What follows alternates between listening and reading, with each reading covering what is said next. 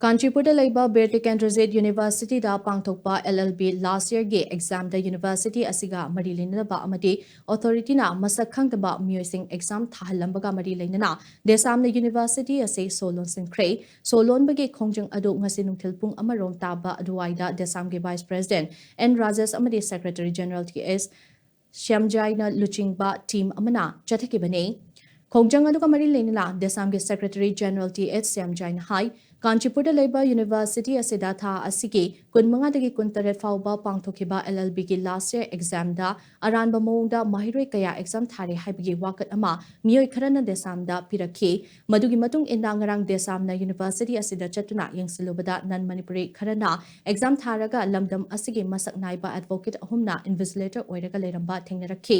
makoida hanglubada so exam asigi matangda ningthina khangnamde madudagi desam gi maikaidagi university asigi Chancellor da hanglubadasu makoigi mahiroi amata natte hairakpaga loinana exam su pangthokide haina paupum pirakhi aduga university asige executive director da hangluba matamdana exam di pangthoi adubu nan Manipuri khara adu makoigi mahiroi natte private agency na mapam ase wairaga sinbani hairakhi wafam asigi proof oinana ba university ase waibagi ayibache PPU haibada piba ngamdabadaga Piba ngamdabaga loinana University asige Chancellor dagi hauraga authority khudimak chenki asigumba aran akhui mayam amana yomlaba University ase lenga ki mari leinaba singna yengsindana registration kakadabani haina mahakna fongdokhi Icha sumge icha lawtho haiba policy asida aikoi gi iramda masigi leijariba ojasing iramda masigi education bu nungsibiba ojasing na Iram damasi mahiroi sing bu yokar bibagi mota haiba mahiroi sing mapalam da chatpa ngamjadaba lamdamasi da mahi masingi afaba kanglon ama khangnabagi dam tamjariba sing bu thamairaga namdharaga thambiba haiba thong thoksila se de samna kan momungda yaningde maramaduna haiba university ase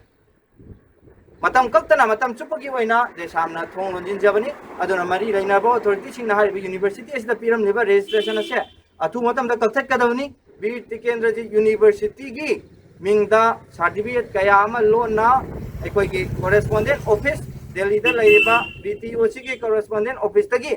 print tawraga certificate kaya ama yolabra masigi yol habi gi likun ju phangje edu chap chaba masigi proof oiba kudam changdam oiba du kothong na base de samna hona jagani aduna hairiba achauba scheme asida chenari ba khudimak mari lainaba government gi authority singna cherak pibi gadabani loinana university asida piriba Registration ase khudak kadabani haiduna desang mai kedi thamjani